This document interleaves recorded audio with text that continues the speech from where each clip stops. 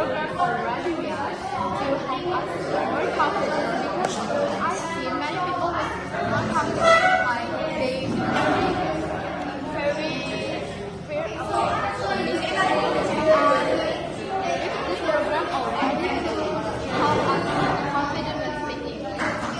Can you give me some example in real in our daily life?